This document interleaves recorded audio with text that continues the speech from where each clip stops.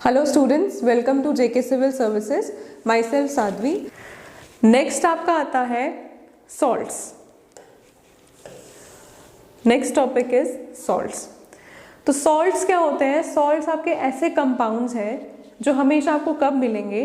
जब भी कभी आप एसिड और बेस को रिएक्ट करवाएंगे, आपको जो कंपाउंड्स मिलते हैं उस रिएक्शन से, उनको आप क्या बोलते हो? सॉल्ट्स।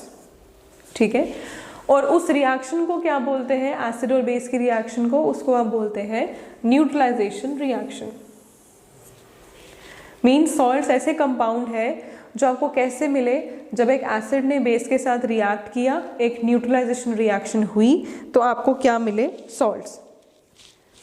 इन अदर वर्ड्स, अगर आप दूसरे वर्ड्स में बोले तो सॉल्ट्स क्या होते हैं? सॉल्ट्स आपको कैसे मिलते हैं? सॉल्ट्स आपको मिलते हैं जब कभी भी एक एसिड का हाइड्रोजन बेस रिप्लेस कर दे। जो एसिड का हाइड्रोजन होता है वो बेस के थ्रू रिप्लेस हो जाए, तो आपको क्या प्रोडक्ट मिलता है? सॉल्ट।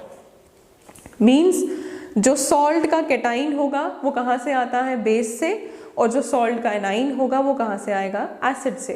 मीन्स जब भी कभी आपने एसिड में बेस के थ्रू उसका H पॉजिटिव आयन जो है वो रिप्लेस कर दिया, जो आपको प्रोडक्ट मिलेगा that will be a salt. और उस सॉल्ट में जो कैटाइन आता है वो आपको मिलता है बेस में से, और उस सॉल्ट में से जो एनाइन आएगा वो आपको कहाँ से मिलेगा? एसिड में से। ठीक है। अब आपके आते हैं टाइप्स ऑफ सॉल्ट।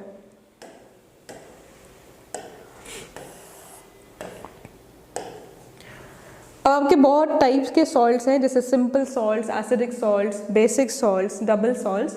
सबसे पहला आपका आता है सिंपल और नॉर्मल सॉल्ट्स। ये कौन से सॉल्ट होते हैं? इसमें सिंपल जो हाइड्रोजन एटम की रिप्लेसमेंट हुई है, जो एसिड में से हाइड्रोजन एटम की रिप्लेसमेंट हुई है, वो एक मेटल ने की है, और ये रिप्लेसमेंट जो है वो कंप्लीट रिप्लेसमेंट है। वो किसी मेटल के थ्रू एसिड में से हाइड्रोजन आयन जो है वो रिप्लेस हो गया है, तो जो सॉल्ट बनेगा that will be a simple salt या नॉर्मल सॉल्ट्स।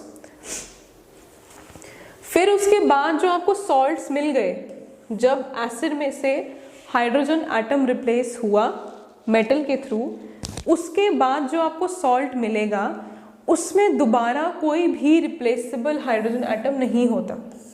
जो एक बार आपको सॉल्ट मिल गया उसमें फिर दोबारा कोई भी रिप्लेसेबल हाइड्रोजन एटम प्रेजेंट नहीं होता है। ठीक है। Next is acidic salts. तो एसिडिक सॉल्ट्स कैसे बनते हैं? ये बनते हैं इनकम्प्लीट न्यूट्रलाइजेशन से। एसिड्स की इनकम्प्लीट न्यूट्रलाइजेशन होती है। मींस कि जो बेस होगा या जो भी मेटल है जिसने एसिड का हाइड्रोजन आयन रिप्लेस करना है, उसने कंप्लीट रिप्लेसमेंट नहीं की है। उसने कौन सी रिप्लेसमेंट की है? पार्शियल। तो जो सॉल्ट आपको मिलेगा, इसका मतलब है पार्शियल रिप्लेसमेंट हुई है, तो जो सॉल्ट आपको मिलेगा उसमें हाइड्रोजन एटम प्रेजेंट होंगे, फर्दर हाइड्रोजन एटम उसमें प्रेजेंट होंगे, वन और मोर, एक या दो हाइड्रोजन एटम उसमें प्रेजेंट हो सकते हैं। सिंपल सॉल्ट में ऐसा नहीं होता। सिंपल सॉल्ट में एक बार किसी मेटल ने या किसी बेस ने एसिड में से हाइड्रोजन एटम को रिप्लेस कर दिया, तो जो सॉल्ट मिलेगा उसमें दोबारा हाइड्रोजन एटम प्रेजेंट नहीं होगा। लेकिन एसिडिक सॉल्ट में ऐसा नहीं होता। एसिडिक सॉल्ट में जो रिप्लेसमेंट होती है वो पार्शियल होती है। तो इसका मतलब है जो सॉल्ट आपको मिलेगा उसमें एक या एक से ज़्यादा हाइड्रोजन एटम प्रेजेंट हो सकते हैं। जैसे एग्जाम्पल है NaHSO4, NaHCO3, sodium hydrogen carbonate, sodium hydrogen sulphate, NaH2PO4। तो इसमें आप देख रहे हो कि इसमें हाइड्रोजन एटम प्रेजेंट है। ठीक है। Next is basic salts. तो बेसिक सॉल्ट्स कैसे बनते हैं? These are formed by the incomplete neutralisation of bases. जब बेसिस की इनकम्प्लीट न्यूट्रलाइजेशन होती है तो आपको जो सॉल्ट्स मिलते हैं वो बेसिक सॉल्ट्स होते हैं। अब जैसे एसिडिक सॉल्ट में बाद में जो सॉल्ट मिला उसमें एक या एक से ज़्यादा हाइड्रोजन एटम है, वैसे ही बेसिक सॉल्ट में जो बाद में आपको सॉल्ट मिलेगा उसमें एक या एक से ज़्यादा हाइड्रोक्सिल ग्रुप प्रेजेंट होंगे। ठीक है। These salt still contain one or more hydroxyl group in their molecules, जैसे MgOHCl,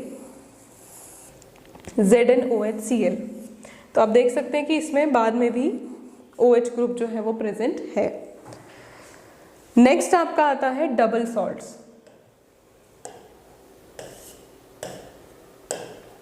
डबल सॉल्ट्स क्या होते हैं? डबल सॉल्ट्स होते हैं मिक्सचर ऑफ टू सॉल्ट्स, दो सॉल्ट्स का मिक्सचर क्या बनता है? Double salt. और ये डबल सॉल्ट्स हमेशा आपको कौन सी स्टेट में मिलते हैं? Only in solid state. ये कभी भी आपको लिक्विड में नहीं मिलेंगे, ये कभी भी आपको गैसेस फेज में नहीं मिलेंगे। डबल सॉल्ट्स हमेशा कौन सी फेज में होते हैं? सॉलिड स्टेट में। जैसे आपने पोटाश अलम का नाम तो सुना ही होगा, पोटाश अलम या मोहर सॉल्ट, ये जो सॉल्ट्स हैं these are called double salts. ठीक है, जो ये सॉल्ट्स होते हैं ये हमेशा जब भी हम इनके कोई भी टेस्ट परफॉर्म करते हैं तो हमें ये सारे के सारे टेस्ट प्रोवाइड करते हैं। अगर आपको कभी एल्यूमिनियम का टेस्ट करना हो, पोटाशियम का टेस्ट करना हो, आयरन का टेस्ट करना हो, तो आप डबल सॉल्ट्स यूज़ कर सकते हैं। तो आपको हर एक एलिमेंट का टेस्ट जो है इन सॉल्ट से पता चल जाता है।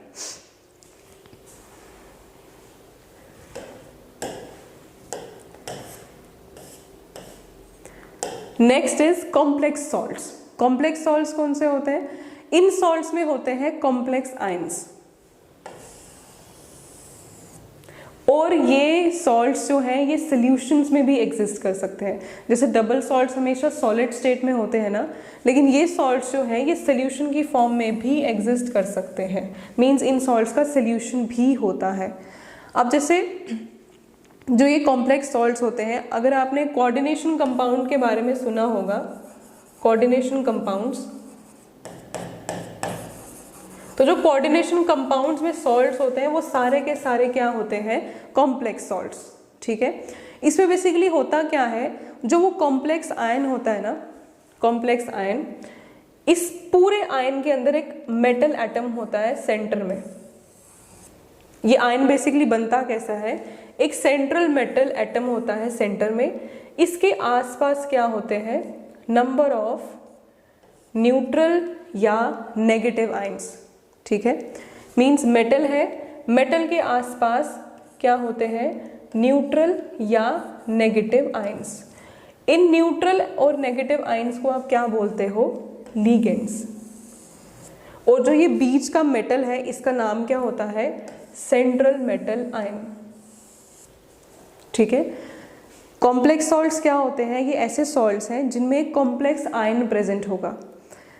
ये कॉम्प्लेक्स आयन कैसे बनता है? ये कॉम्प्लेक्स आयन बनता है, एक होता है सेंट्रल मेटल आयन जो बीच में प्रेजेंट होता है, इस सेंट्रल मेटल आयन के आसपास होते हैं न्यूट्रल या नेगेटिव आयंस। सिर्फ न्यूट्रल और नेगेटिव आयंस हो सकते हैं, और ये जो न्यूट्रल और नेगेटिव आयंस है इनका क्या नाम होता है? लिगेंड्स। ठीक है, जैसे फॉर एग्जाम्पल पोटेशियम फेरोसाइनाइड, ये देखिए ये एक आयन है Fe, सेंट्रल मेटल एटम, इसके आसपास 6 साइनाइड के आयंस हैं या 6 साइनाइड के एटम्स हैं। तो ये आपका क्या बन जाता है? Complex ion. ठीक है, या जैसे टेट्रा अमाइनो क्यूप्रिक सल्फेट, ये देखिए कि कॉपर है, कॉपर मेटल है, इसके आसपास 4 अमोनिया के एटम्स हैं। ठीक है, न्यूट्रल, ऑब्वियसली अमोनिया न्यूट्रल होता है, अमोनिया के न्यूट्रल एटम्स इसके चारों आसपास है, it means ammonia is a ligand. और ये जो कॉपर है ये सेंट्रल मेटल एटम है, तो ये पूरा का पूरा क्या बन जाएगा? आपका कॉम्प्लेक्स आयन। और इन कॉम्प्लेक्स आयन को और क्या बोलते हैं? Coordination compounds. ठीक है, नेक्स्ट आपका क्या आता है? Mixed salts. तो मिक्स्ड सॉल्ट कौन से होते हैं? ऐसे सॉल्ट्स जिनको आप पानी में जब डिसॉल्व करो तो वो एक से ज्यादा केटाइन या एनाइन देंगे। ऐसे सॉल्ट्स जिनको जब भी आप पानी में डिसॉल्व करते हैं, जब उनकी डिसोल्यूशन होती है तो वो एक से ज़्यादा केटाइन या एक से ज़्यादा एनाइन आपको देते हैं, उनको आप क्या बोलते हो? Mixed salts. जैसे bleaching powder, sodium potassium sulphate या रोशेल सॉल्ट्स। तो रोशेल सॉल्ट जो है it is a mixed salt, जब भी आप इसे पानी में डिसॉल्व करें तो it gives more than 1 cation और मोर देन 1 एनाइन।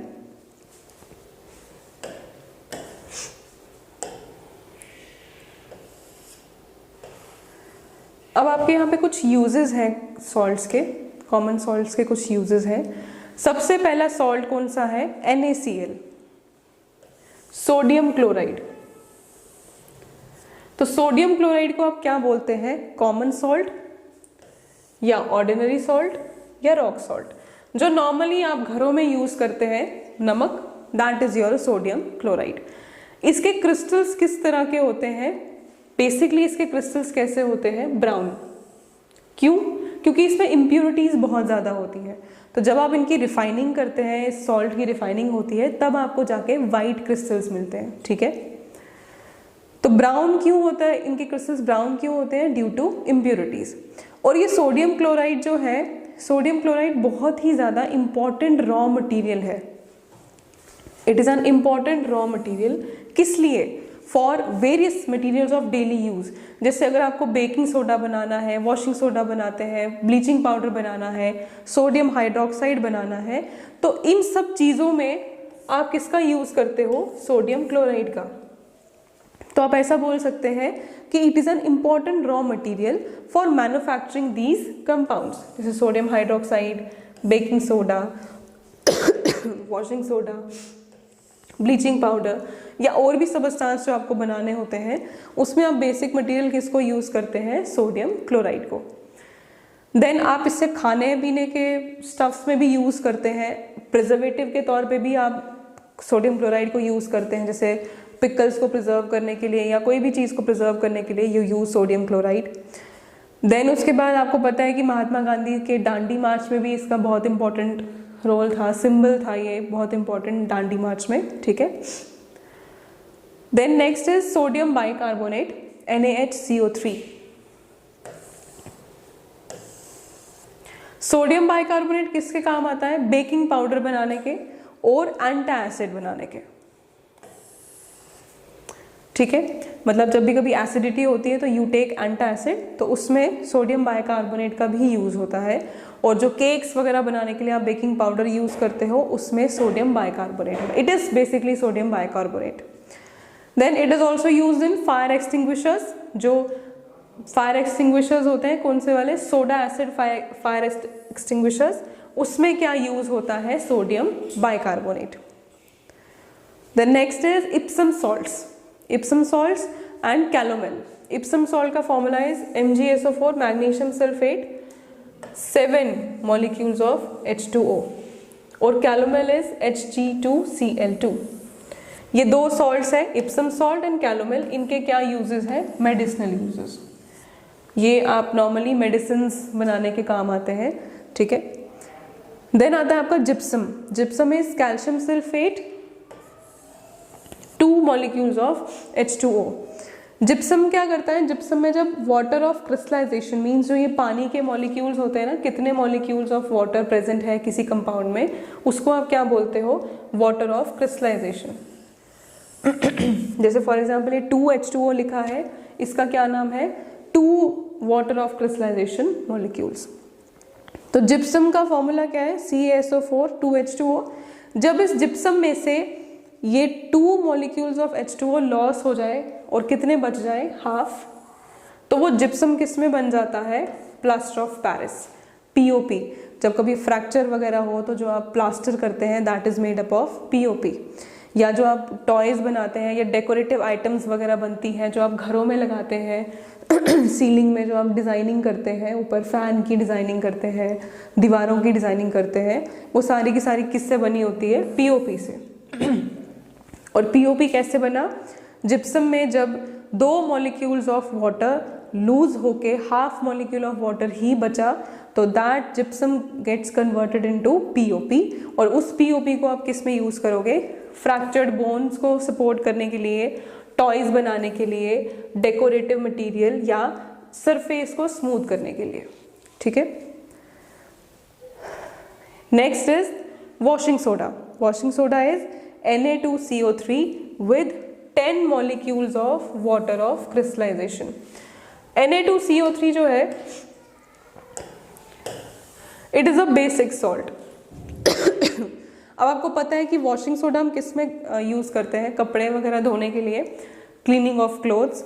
दूसरा ये किस में काम आता है? पानी की हार्डनेस को कम करने में। ठीक है, जो पानी की परमानेंट हार्डनेस होती है जिसकी वजह से कपड़े साफ नहीं धुलते हैं, तो उस पानी की परमानेंट हार्डनेस को रिमूव करने के लिए we add washing soda to the water. दूसरा, ये ग्लास इंडस्ट्री में काम आता है, सोप इंडस्ट्री में काम आता है, पेपर इंडस्ट्री में काम आता है, और कपड़ों को धोने में तो आपको पता ही है कि डे टू डे हर घर में प्रेजेंट होता है फॉर क्लीनिंग दी क्लोथ्स। दूसरा, जो आपको कंपाउंड्स बनाने हैं जैसे सोडियम कंपाउंड्स, बोरैक्स, बोरैक्स की मैन्युफैक्चर में भी यू यूज वॉशिंग सोडा, ठीक है। Next is potassium nitrate, KNO3। तो पोटेशियम नाइट्रेट आप किस में यूज करते हो? For the production of gun powder. Gun powder या जो ये फायर क्रैकर्स होते हैं, पटाखे वगैरह, इसमें जो पाउडर होता है जिसमें आग लगती है तो फायर बनती है और पटाखे जो है वो फटते हैं, वो उसमें आप क्या यूज़ करते हैं? Potassium nitrate. ग्लास की इंडस्ट्री में भी पोटेशियम नाइट्रेट का यूज़ है, और फर्टिलाइजर्स की प्रोडक्शन में भी पोटेशियम नाइट्रेट का काफ़ी यूज़ होता है, ठीक है। Next is copper sulphate with 5 molecules of water of crystallisation. तो कॉपर सल्फेट क्या है? It is used as an insecticide. Insects को किल करने के लिए इंसेक्टिसाइड का यूज करते हैं हम। उसमें क्या होता है? Copper sulphate. इलेक्ट्रोप्लेटिंग करने में कॉपर सल्फेट का काम है। देन जो कॉपर की ही प्यूरिफिकेशन में हम कॉपर सल्फेट का यूज़ करते हैं। इसमें क्या होता है कि कॉपर सल्फेट में से आप क्या करते हो? कॉपर के क्रिस्टल्स बाहर निकाल देते हो, ठीक है। प्रिंटिंग के काम आता है, कलरिंग के काम आता है कॉपर सल्फेट, ठीक है। नेक्स्ट इज पोटाश अलम।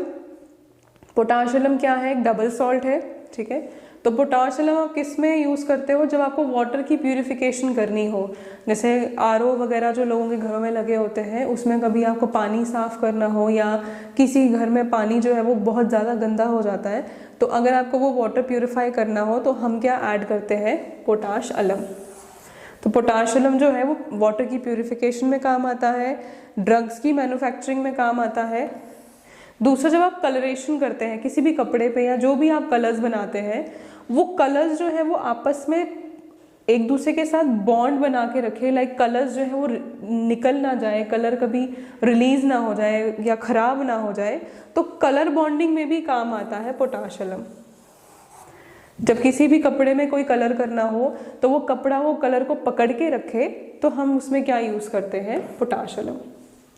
तो ये कुछ सॉल्ट्स के यूजेस हैं।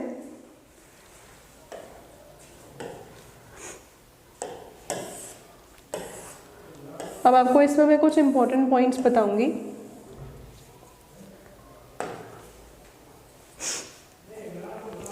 सबसे पहला पॉइंट है कि अगर कोई भी नॉर्मल सॉल्ट आपको मिलता है from a weak acid and a strong base, मतलब अगर आप कभी एक एसिड का रिएक्शन करवा रहे हो एक बेस के साथ, वो एसिड जो है वो वीक है और बेस जो है वो स्ट्रॉन्ग है, तो जो सॉल्ट आपको मिलेगा that will be known as alkaline salt. क्यों?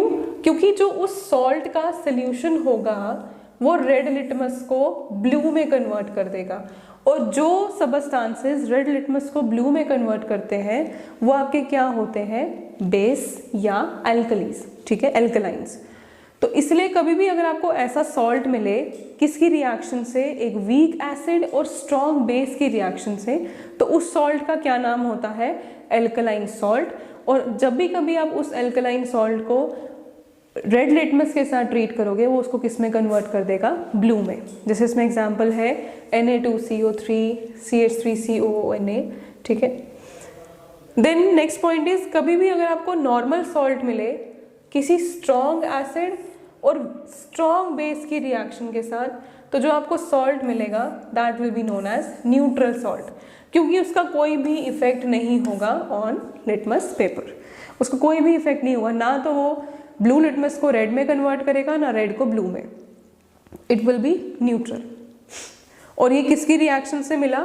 स्ट्रॉन्ग एसिड और स्ट्रॉन्ग बेस की रिएक्शन से, जैसे सोडियम क्लोराइड KCl K2SO4, ठीक है।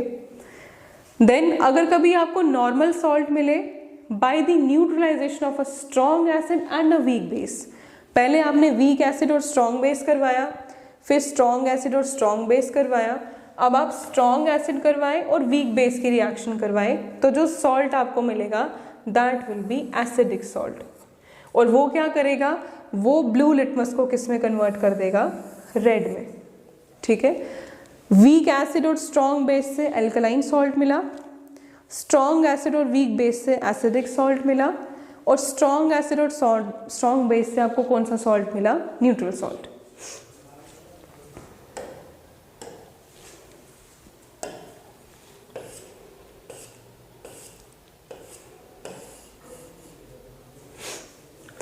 नेक्स्ट आपका इसमें टॉपिक है पीएच स्केल।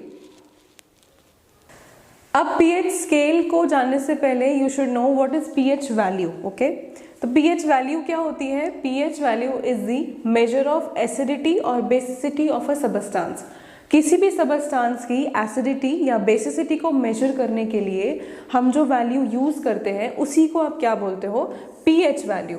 ठीक है, तो पीएच वैल्यू आपको किस में मिलती है? आपको पीएच वैल्यू का पता चलता है एक स्केल में, जिस स्केल को यूज किया जाता है किसी भी सॉल्यूशन की हाइड्रोजन आयन कंसंट्रेशन को मेजर करने के लिए। किसी भी सॉल्यूशन में आपने ये देखना हो कि हाइड्रोजन आयन की कंसंट्रेशन कितनी है, मींस वो सबस्टेंस कितना एसिडिक है या कितना बेसिक है, तो जिस स्केल को आप यूज करते हो उसको क्या बोलते हैं? PH scale. और इसी पीएच स्केल से आपको क्या पता चलती है? PH value. अब पीएच वैल्यू में जो ये पी है, it stands for potence.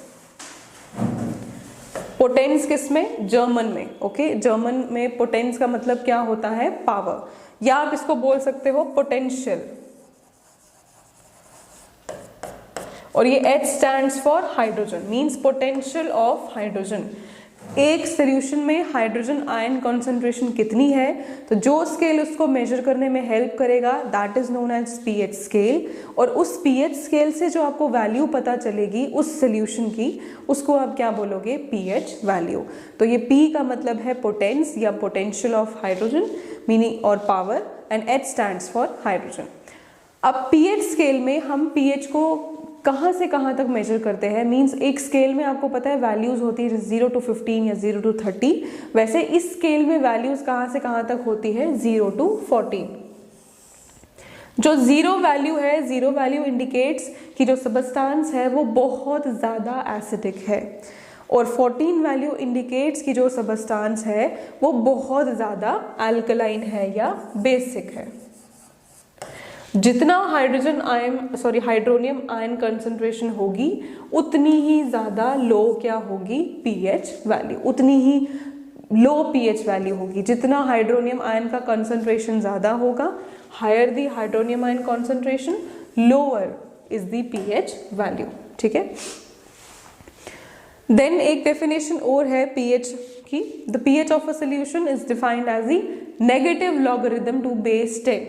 Means जो आपके सॉल्यूशन में जो हाइड्रोजन आयन की कॉन्सेंट्रेशन है उस कॉन्सेंट्रेशन का क्या ले लिया हुआ है? Negative logarithm with base 10। तो ये इसका फॉर्मूला है। ठीक है, विद बेस 10 आपने लेना है लॉग बेस 10। ठीक है, किसी भी सॉल्यूशन में हाइड्रोजन आयन कॉन्सेंट्रेशन कितनी ज्यादा है उस कॉन्सेंट्रेशन का आपने क्या लेना है? Negative logarithm with base 10। That is defined as the pH of a solution. इसमें आप, और ये हमेशा किस में होगा? नेगेटिव लॉग में।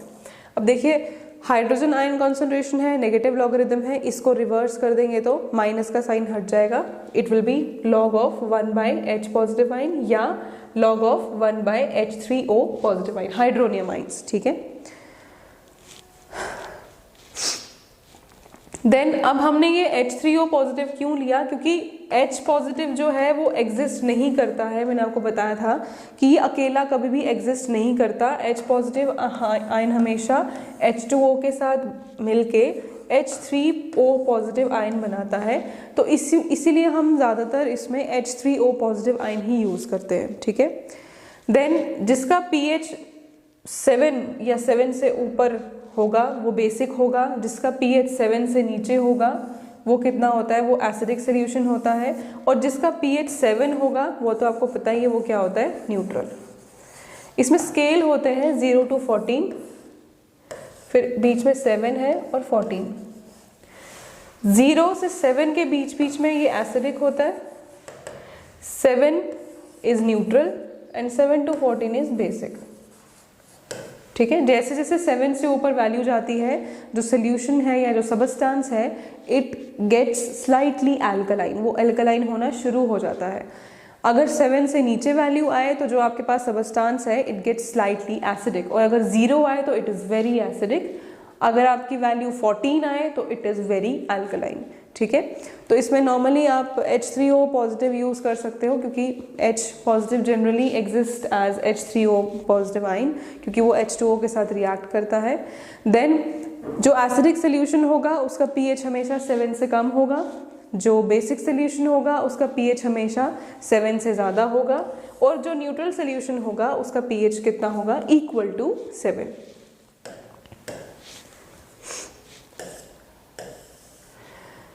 देन हम क्या करते हैं, हम नॉर्मली जब भी किसी सबस्टांस में देखना हो कि क्या वो एसिडिक है या बेसिक है, उसमें हम नॉर्मली यूज़ करते हैं pH पेपर, एक पेपर यूज़ करते हैं, इसी को आप क्या बोलते हो, pH पेपर।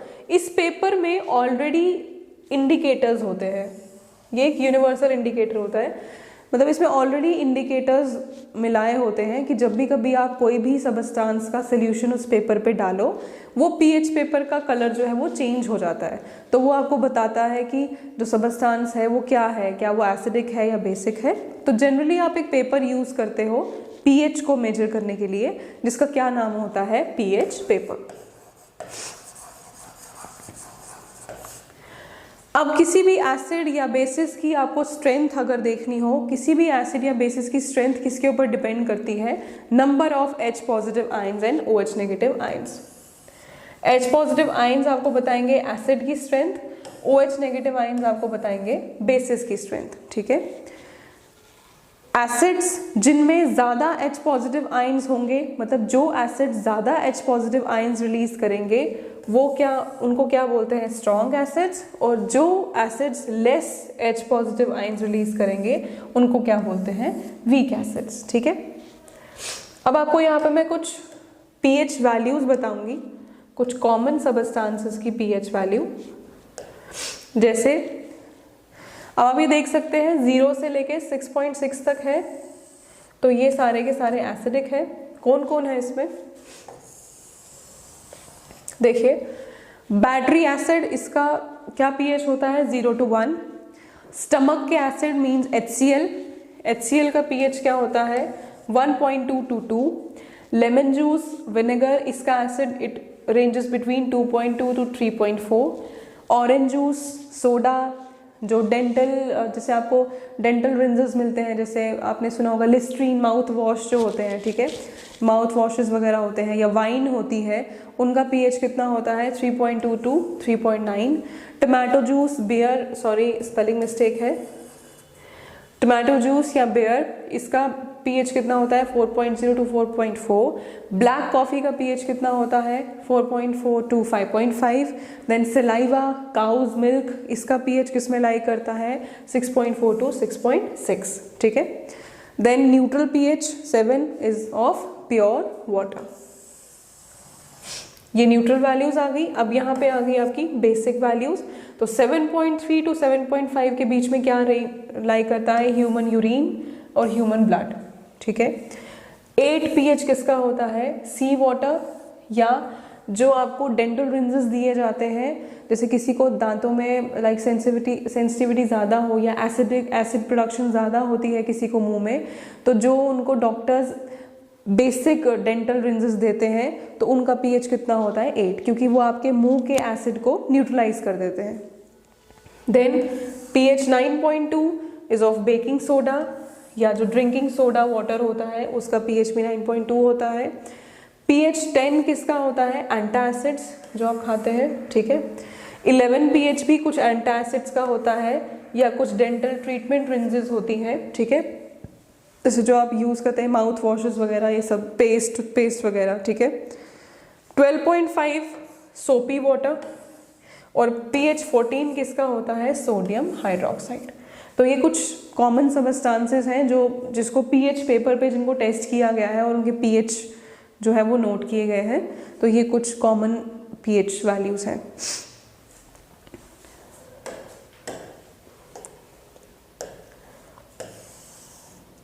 अब आप देख सकते हैं ये स्केल, तो ये 7 जो है इट इंडिकेट्स न्यूट्रल। 7 से नीचे की वैल्यू यहाँ पे एसिडिक नेचर इंक्रीज हो रहा है, 7 से ऊपर की वैल्यू ये बेसिक नेचर इंक्रीज करवा रहा है। 7 से नीचे की value increase in the H positive concentration, 7 से ऊपर की value decrease in H positive concentration. ठीक है,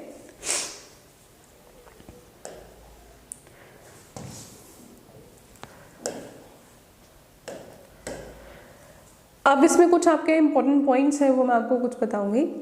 जैसे फ्रेश ग्राउंड वाटर आपने सुना होगा, फ्रेश ग्राउंड वाटर का पीएच भी रिड्यूस हो जाता है, इट इज़ स्लाइटली एसिडिक। मैं ये नहीं बोलूँगी कि वो पूरा ही एसिडिक होता है। जो ग्राउंड वाटर होता है इट इज़ स्लाइटली एसिडिक। वो स्लाइटली एसिडिक क्यों है? क्योंकि जब भी कभी ग्राउंड वाटर ग्राउंड में स्टोर होने को आता है ना, तो वो एयर के कॉन्टैक्ट में आता है। ठीक है, जब वो एयर के कांटेक्ट में आता है तो वहाँ एयर में आपको पता है कि कार्बन डाइऑक्साइड भी प्रेजेंट है, तो वो पानी के साथ डिसॉल्व हो जाती है वो कार्बन डाइऑक्साइड, जिसकी वजह से वो एक वीक एसिड बनाती है, that is H2CO3 carbonic acid. वो एक वीक एसिड बनाती है कार्बोनिक एसिड। इस कार्बोनिक एसिड की वजह से क्या रिलीज होते हैं? H पॉजिटिव आयंस, तो जिसकी वजह से जो ग्राउंड वाटर है उसकी एसिडिटी का लेवल जो है वो बढ़ जाता है। ठीक है, और उसका ऑब्वियसली क्या होगा, पीएच जो है वो रिड्यूस हो जाता है। तो ग्राउंड वाटर जो है वो स्लाइटली एसिडिक होती है। ठीक है, देन किसी भी एसिडिक सॉल्यूशन में अगर आप बेस ऐड करेंगे तो उसका पीएच जो है वो इंक्रीज होगा। देखिए, पीएच वैल्यू जो है वो डिक्रीज होगी तो सबस्टांस एसिडिक होता है, पीएच वैल्यू इंक्रीज होगी तो सबस्टांस बेसिक हो जाएगा। तो किसी भी एसिडिक सॉल्यूशन में आप बेस ऐड करेंगे तो उसका पीएच रिड्यूस हो जाएगा। ठीक है, सॉरी इंक्रीज हो जाएगा क्योंकि आप उसमें बेस ऐड कर रहे हैं। और किसी भी बेसिक सॉल्यूशन का पीएच डिक्रीज हो जाएगा, तो क्यों? क्योंकि उसमें आप क्या ऐड कर रहे हैं? एसिड ऐड कर रहे हैं। ठीक है, reduction of pH indicates acidity and increase in the level of pH indicates basicity। ठीक है, देन अगर आप क्या करें, जैसे स्ट्रॉन्ग एसिड्स ले लें, कुछ HCl, H2SO4, ये कुछ स्ट्रॉन्ग एसिड्स अगर आप ले लें, सेम अगर आप इनमें ऐड करें स्ट्रॉन्ग बेसिस जैसे सोडियम हाइड्रोक्साइड, पोटेशियम हाइड्रोक्साइड। ठीक है, तो जब भी कभी आप एक स्ट्रॉन्ग एसिड और स्ट्रॉन्ग बेस की रिएक्शन करवाते हैं, या आपने पहले भी पढ़ा, तो उसमें क्या हो जाती है? Complete neutralisation. और जिसका लिटमस पेपर पे या लिटमस सोल्यूशन पे कोई असर नहीं होता, no effect on litmus solution, और जिसका पीएच क्या बन जाएगा बाद में? 7। मीन्स जब कभी आप स्ट्रॉन्ग एसिड और स्ट्रॉन्ग बेस को रिएक्ट करवाएंगे आपको 7 पीएच मिल जाएगा, मीन्स न्यूट्रल पीएच। ठीक है, देन जब भी कभी आप किसी एसिड सॉल्यूशन को डाइल्यूट कर देते हैं by adding water, obviously dilution कैसे होती है? By adding water. तो जब भी कभी आप किसी एसिड सॉल्यूशन को डाइल्यूट कर देते हैं by adding water, it's pH decreases. Means अगर उसका पीएच 6 है और अगर वो डाइल्यूट हो गया है तो it's pH reduces and it remains acidic. Dilution से ऐसा नहीं होगा कि इसका पीएच इंक्रीज होगा, नो। अगर किसी भी एसिड सॉल्यूशन में आप पानी मिला देते हैं उसका पीएच डिक्रीज होता है। ठीक है, तो it means it remains acidic, वो कभी भी बेस नहीं बनेगा। ठीक है, this is because water generally ionises, मतलब जो वाटर की जो आयनाइजेशन होती है वो इंक्रीज हो जाती है। मीन्स उसमें जो आयंस की कॉन्सेंट्रेशन है वो इंक्रीज हो जाती है। मे बी यहाँ पे टाइपिंग मिस्टेक हो, आई एम सॉरी। तो वाटर में क्या होता है? आयनाइजेशन इंक्रीज हो जाती है, तो आयनाइजेशन इंक्रीज होने की वजह से उसका पीएच रिड्यूस होता है एंड इट रिमेन्स एसिडिक। ठीक है,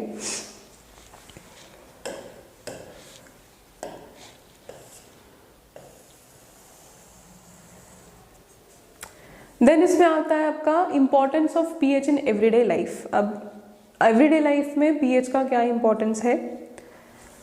सबसे पहले इंपॉर्टेंस देखिए, जो प्लांट्स और एनिमल्स होते हैं ये भी पीएच सेंसिटिव होते हैं। ठीक है, जैसे हमारी बॉडी है, हमारी बॉडी जो है उसकी रेंज क्या है? 7 to 7.8 पीएच की। ठीक है, अब जो लिविंग ऑर्गेनिजम्स हैं वो भी क्या करते हैं, उनकी भी पीएच वैल्यू जो है उसकी भी एक रेंज है। मतलब कुछ ऑर्गेनिजम्स जो हैं वो एसिडिक सबस्टांसेस में रहते हैं, कुछ ऑर्गेनिज्म है वो बेसिक सबस्टांसेस में रहते हैं, कुछ ऑर्गेनिजम्स हैं जो न्यूट्रल सबस्टांस प्रेफर करते हैं। अब जैसे सपोज अगर रिवर वाटर का पीएच जो है वो 5.6 हो गया, सपोज मान लीजिए एसिड रेन हो गई और रिवर वाटर का पीएच जो है वो 5.6 से कम हो गया, जो ऑलरेडी उसका 5.6 होता है उससे कम हो गया, तो जो उसमें एक्वाटिक लाइफ होगी वो उस एक्वाटिक लाइफ का सर्वाइव करना मुश्किल हो जाता है, ठीक है। वैसे ही प्लांट्स जो हैं, प्लांट्स को भी स्पेसिफिक पीएच रेंज चाहिए होता है फॉर देयर हेल्दी ग्रोथ। जैसे हमारी बॉडी है वो 7 to 7.8 पीएच में ही वर्क कर सकती है। अगर 7 to 7.8 से कम हो जाता है पीएच तो हमारी बॉडी में कुछ प्रॉब्लम्स आ सकती हैं। देन फर्टिलाइजर्स का एक्सेसिव यूज़, अगर आप फर्टिलाइजर्स बहुत ज़्यादा यूज़ करें तो आपकी सॉइल क्या हो जाएगी, acidic, which is obviously not good for the growth of plants. Plant की ग्रोथ के लिए वो सही नहीं है। तो कभी कभार क्या होता है कि जब कभी सॉइल में एसिड ज़्यादा बढ़ जाता है तो हम क्या करते हैं, हम उसमें बेस ऐड करते हैं। बेस जैसे क्विक लाइम कैल्शियम ऑक्साइड या स्लेक्ड लाइम कैल्शियम हाइड्रोक्साइड, तो ये सॉइल में ऐड किया जाता है, जिसमें सॉइल में अगर एक्सेस एसिड है वो उसको न्यूट्रलाइज कर देता है। या कभी सॉइल में बेस की कॉन्सेंट्रेशन ज़्यादा हो जाती है तो हम कुछ ऑर्गेनिक मैटर ऐड कर देते हैं जिनमें क्या होता है, एसिड होता है, तो वो क्या करते हैं, वो उसमें एसिड रिलीज करते हैं। तो सेम बेस और एसिड एक दूसरे को क्या कर देते हैं, न्यूट्रलाइज।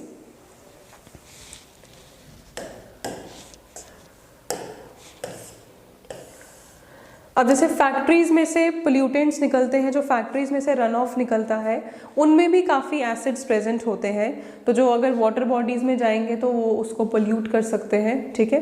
तो इसीलिए हम क्या करते हैं, हम जैसे ये वाटर बॉडीज़ होती हैं इनमें हम कुछ सबस्टांसेस ऐड कर देते हैं कि अगर इंडस्ट्रीज़ के एफ्लुएंट्स पानी को एसिडिक बना रहे हैं तो हम उसे क्या कर दें, न्यूट्रलाइज कर दें।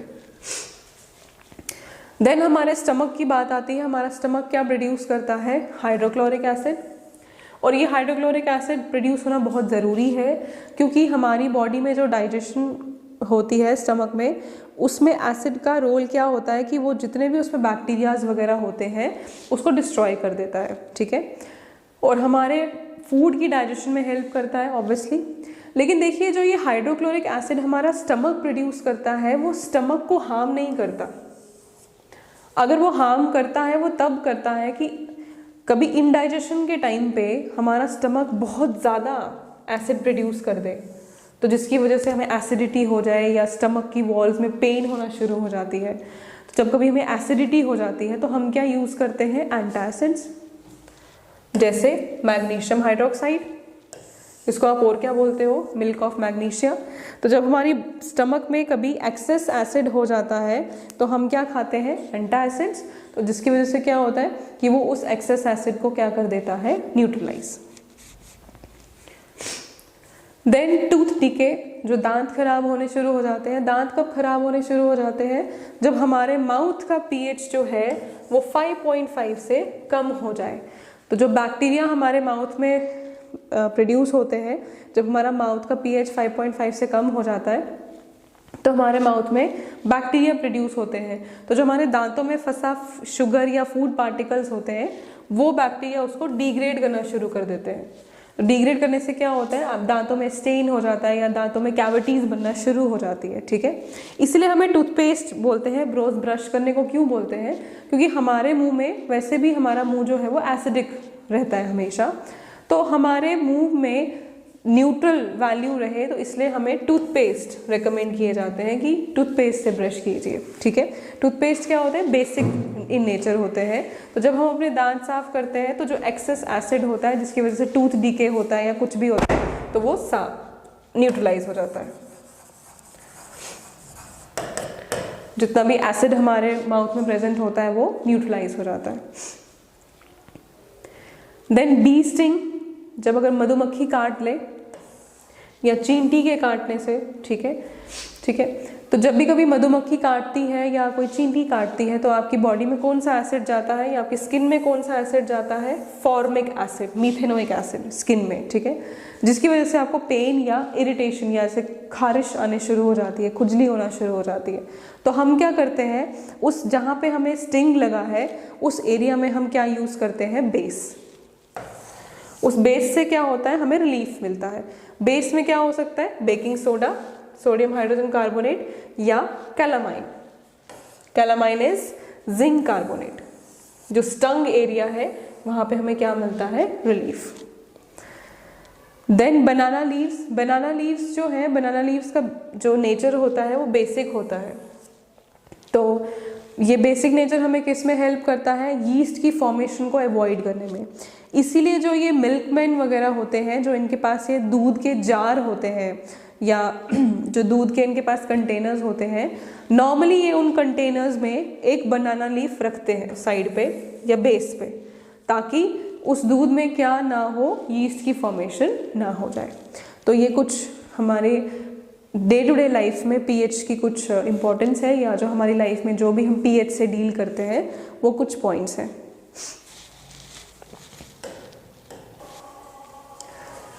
Now next topic is indicators. Okay, तो इंडिकेटर्स क्या करते हैं? इंडिकेटर्स आपको शो करते हैं कलर चेंज। मतलब जब भी कभी आप कोई भी सोल्यूशन लें, अगर उस सोल्यूशन का कलर चेंज हो जाए, जैसे अगर आप कोई इंडिकेटर लें, उस सोल्यूशन के साथ उस इंडिकेटर को रिएक्ट करवाएं, उस सोल्यूशन का अगर कलर चेंज हो जाता है या उस इंडिकेटर का कलर चेंज हो जाए, तो वो आपको क्या बताता है कि वो आपका जो सोल्यूशन है whether it is acidic, basic या न्यूट्रल। ठीक है, तो इंडिकेटर्स क्या शो करते हैं? कलर चेंज शो करते हैं। जिस कलर चेंज से आपको क्या पता चलता है कि सोल्यूशन आपका एसिडिक है या बेसिक है या न्यूट्रल है। मीन्स आपके जो इंडिकेटर्स हैं they are used to identify whether a solution is acidic, basic और न्यूट्रल। ठीक है, अब आप जैसे पीएच पेपर भी यूज कर सकते हैं। पीएच पेपर भी एक यूनिवर्सल इंडिकेटर, उसमें एक इंडिकेटर होता है ऑलरेडी। आप एक इंडिकेटर भी यूज़ कर सकते हैं, चाहे वो लिक्विड की फॉर्म में हो या सॉलिड की फॉर्म में हो, या आप एक पीएच मीटर भी यूज़ कर सकते हैं। जैसे लिटमस है, लिटमस का सोल्यूशन होता है, लिटमस पेपर होता है, वो इंडिकेटर्स होते हैं। टर्मरिक, हल्दी एक इंडिकेटर है।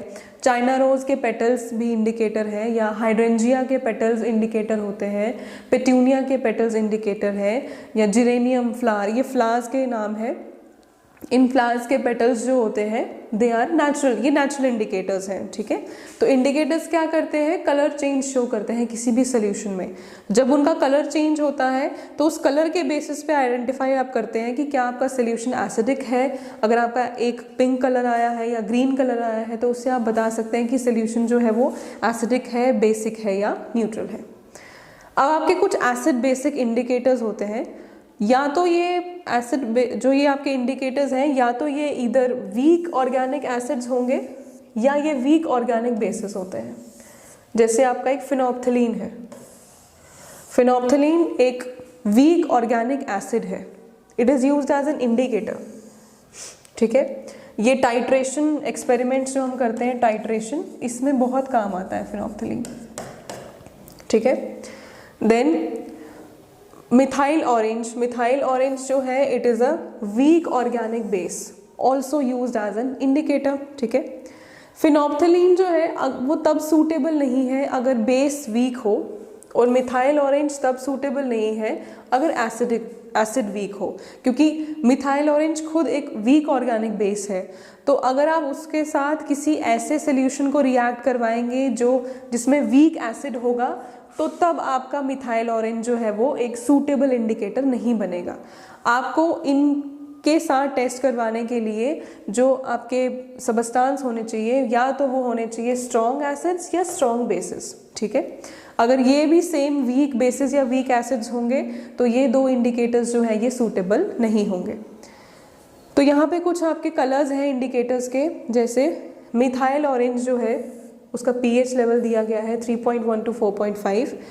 मिथाइल ऑरेंज बेसिक मीडियम में येलो कलर शो करता है और एसिडिक मीडियम में रेड कलर शो करता है।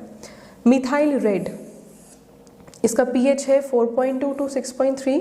ये बेसिक मीडियम में सेम येलो कलर शो करेगा और एसिडिक मीडियम में रेड कलर ही शो करता है। फिनोप्थिलीन, फिनोप्थलीन का pH रेंज होता है 8.2 to 9.8। बेसिक मीडियम में करता है पिंक कलर शो, और अगर कोई सबस्टांस एसिडिक हो तो उसके साथ ये कलरलेस हो जाएगा, मींस इसका जो पिंक कलर होता है ये कलरलेस होना शुरू हो जाता है। देन लिटमस का जो pH रेंज है it is 5.5 to 7.5।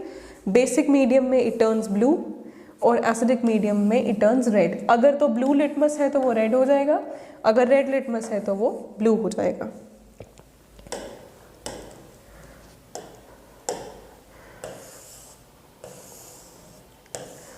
Next is your buffer solution. Now what is buffer solution? ऐसे सॉल्यूशंस जो pH के चेंज को रेजिस्ट करते हैं। मतलब अगर आपने किसी सोल्यूशन को डाइल्यूट किया है, ठीक है, अगर आपने किसी सोल्यूशन में वाटर ऐड किया है, अगर आपने किसी सोल्यूशन को डाइल्यूट कर दिया है, या आपने किसी सोल्यूशन को या सोल्यूशन में कुछ स्मॉल अमाउंट ऑफ एसिड या एल्कली ऐड कर दी है, तो उस सोल्यूशन में जो रेजिस्टेंस होगी, कौन सी रेजिस्टेंस? जो उसके pH को चेंज होने से रोकेगी, ऐसे सॉल्यूशंस को आप क्या बोलते हो? Buffer solutions. मींस ऐसे सॉल्यूशंस जो pH के चेंज को हमेशा रेजिस्ट करते हैं। कब? जब आप कभी उनकी डाइल्यूशन करो, जब आप कभी उसमें थोड़ा सा एसिड मिक्स कर दो, या जब कभी आप उसमें थोड़ी सी अल्कली मिक्स कर दो। तो ऐसे सॉल्यूशंस जिनका pH चेंज होता ही नहीं है, या जो अपने pH को चेंज होने से रोकते हैं, उनको आप क्या बोलते हैं? Buffer solutions. तो जैसे इसमें दो तरह के बफर सॉल्यूशंस हैं।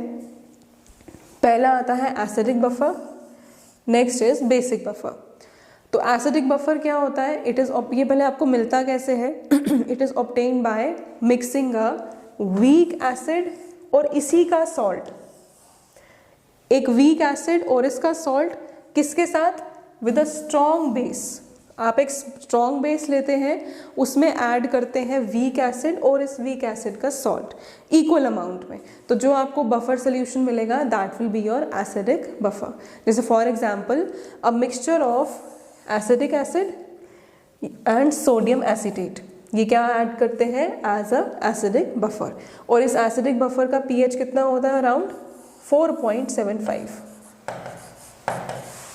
या एग्जाम्पल जैसे बोरिक एसिड और बोरैक्स, ये भी क्या है? आपका एक एसिडिक बफर। तो बफर सॉल्यूशंस क्या होते हैं? ऐसे सॉल्यूशंस जो अपने pH को चेंज होने नहीं देते या pH को चेंज होने में रेजिस्टेंस शो करते हैं। अगर आप उन सॉल्यूशंस की डाइल्यूशन करवा दो, या उसमें थोड़ा सा एसिड ऐड कर दो, या अल्कली ऐड कर दो, तो वो अपने pH को चेंज होने में रेजिस्टेंस प्रोवाइड करेंगे।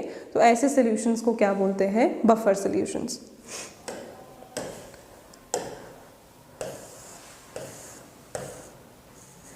देन आपका इसमें नेक्स्ट आता है बेसिक बफर। तो बेसिक बफर क्या होता है? It is obtained by mixing a weak base. आपको वीक बेस और इसका सॉल्ट ऐड कर किस में ऐड करना है?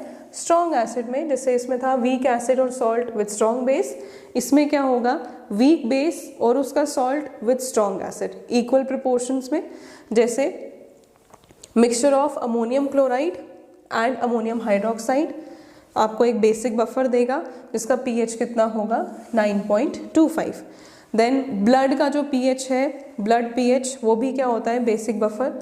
ब्लड pH भी मेंटेन होता है with the help of H2CO3 या HCO3 नेगेटिव बफर। ठीक है, जो ब्लड का pH है वो भी एक्ट करता है आपका बेसिक बफर। ठीक है, so this was your acid basis and salts. आपको इस चैप्टर के जो PDFs हैं वो टेलीग्राम पे मिल जाएंगे। आपके टेस्ट जो है वो ऐप पे होंगे, और इस ऐप और टेलीग्राम का जो लिंक है वो आपको डिस्क्रिप्शन में मिल जाएगा। होप आपको ये चैप्टर अच्छे से समझ आया होगा। Thank you.